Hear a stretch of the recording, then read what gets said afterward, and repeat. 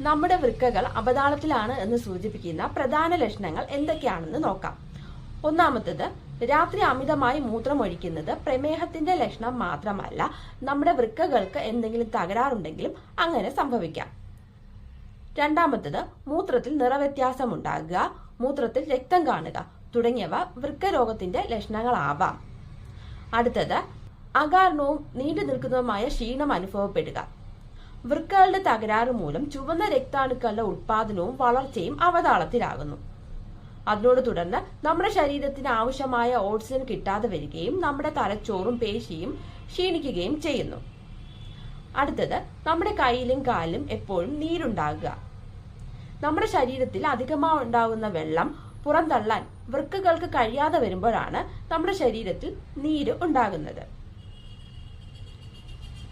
അടുത്തത്, നടുവേദന, പേശിവേദന,